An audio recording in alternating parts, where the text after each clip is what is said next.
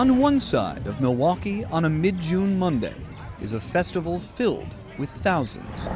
On the other, a corner plot. Kind of an interesting story. Empty, but for two people. On one side, I got energy like that. Justin Roby, I love it, can't stop moving.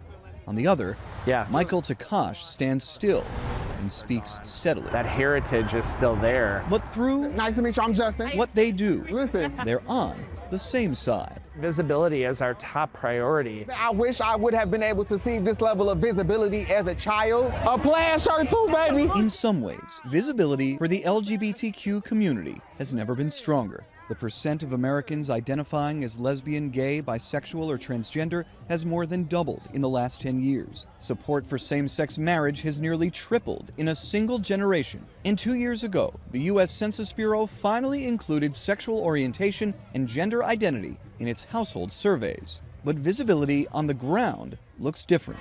Hello. It looks How are you doing? like Roby. Happy Pride. He's a director for the nonprofit Diverse and Resilient. We do the sexual and reproductive health test. We got a couple of our resources out here. We do all type of advocacy work around that as well. They've got a booth at a street festival for not Pride, Hello. Happy Juneteenth. but Juneteenth. We have been emboldened enough to sit here in a non-Pride event and wave our flags without a care. Because when I was younger, if any one of my queer friends wore feminine clothing, we were every gay slur in the book when we would walk this length of blocks. Whereas now, we can do so with ease. That's awesome. That is awesome. Visibility means planting a literal and figurative flag for the present and future. It also means This was literally an old grain mill. uplifting the past. Most people miss out on this opportunity to connect with a heritage because they don't know that that heritage ever existed. This area had gay bars in it. Takash and founder Don Schwam are with the Wisconsin LGBTQ History Project. They're at the site of the Black Knight, one of a group of bars that catered to the community in the mid-20th century. The Black Knight was really the only place that welcomed gender nonconforming people on an everyday basis. Only recently did Takash learn of its signature moment. In 1961, a group of service members showed up and caused trouble.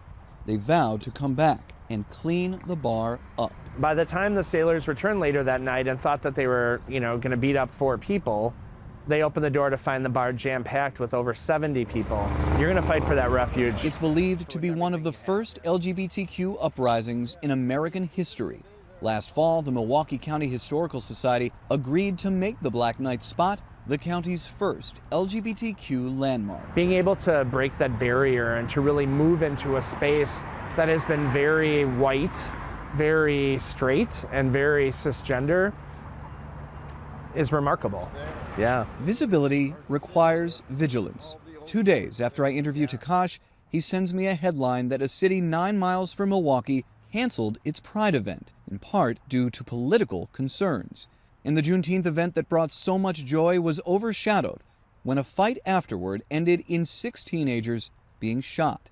Roby and Takash also fear the continuing wave of legislation around the country that they say targets their community. No filler, no fluff. But that's why they do what they do. Either you into it or you not. Pride means taking up space where space isn't necessarily assumed. Yeah. It means being visible in all spaces, That's how we got to here. on all sides of town.